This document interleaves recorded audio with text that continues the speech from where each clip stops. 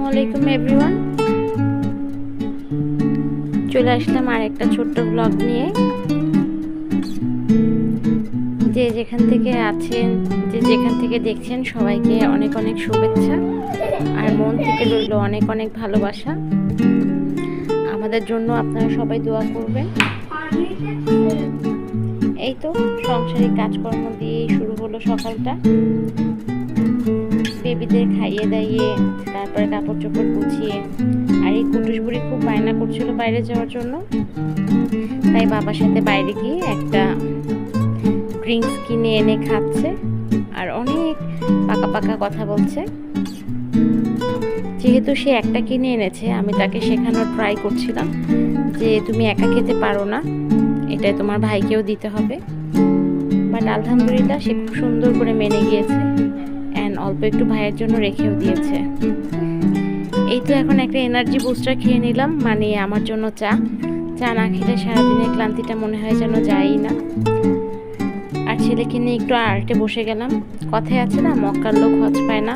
আমার কাছে সবাই আর্ট শিখে, আমি বাচ্চাদের আর্ট ক্রস নেই, আর আমার ছেলে আমার কাছে বসতেই চায় না। বাট খুব মাঝে মাঝে জোর করে একটু বসাই। এই যে আজকে আমরা ঘর আঁকার প্র্যাকটিস করছি। মাশাআল্লাহ সে আঁকলে ভালোই পারে, বাট ওই যে আমার কাছে বসতে চায় না। বসে না একদম তা না, আসলে স্কুলের পড়া, হোমওয়ার্ক, অনলাইনের ক্লাস সব কিছুই তো আমার সাথে করে, সো এই জন্য একটু বায়নাটা বেশি করে। এই যে রান্না বান্নায় চলে আসলাম। আজকে থাকলো ডাল, জলপাই দিয়ে ডাল, আমাদের গাছে আবার জলপাই হয়েছে তো। আর থাকলো করলা ভাজি।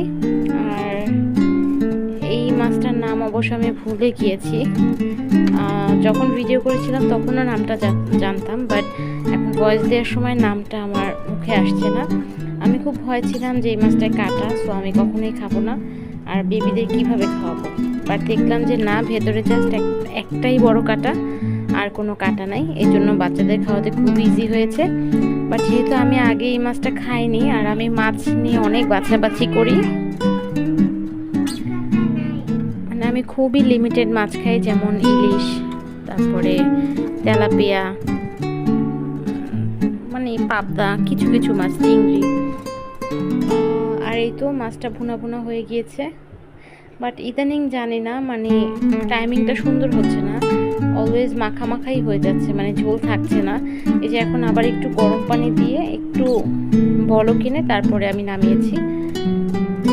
আর এই তো এখন আমার মেয়ে একটু খেলছে, ওর বেবিকেও ফিডার খাওয়াচ্ছে, ঘুম পাড়াচ্ছে, আবার কলম দিয়ে কপালে টিপ দিয়ে দিচ্ছে। এভাবেই আর কি দিনের সময়টা চলে যায় বাচ্চা কাচ্চা সংসারিক কাজকর্ম নিয়ে। আর সন্ধ্যার পর থেকে আসলে ইদানিং আমার শরীরটা একটু খারাপ যাচ্ছে, বাট কাজ তো করতেই হবে, কিছু করার নাই, যেহেতু দুইটা বেবি আলহামদুলিল্লাহ। বাট সন্ধ্যায় এত খারাপ লাগছিল, আমার ছেলেটা বুঝতে পেরেছে যে আমার খুবই খারাপ লাগছে। সে কি করবে বুঝতে পারছে না, মানে সে তো আর অয়েনমেন্ট পাচ্ছে না বা কি ক্রিম মলম লাগাতে হবে জানে না। সে হচ্ছে ফেস ক্রিমটা এনে আমার হাতে পায়ে মাসাজ করে দিচ্ছিল, আমার চুল মাসাজ করে দিচ্ছিল, মাথা মাসাজ করে দিচ্ছিল।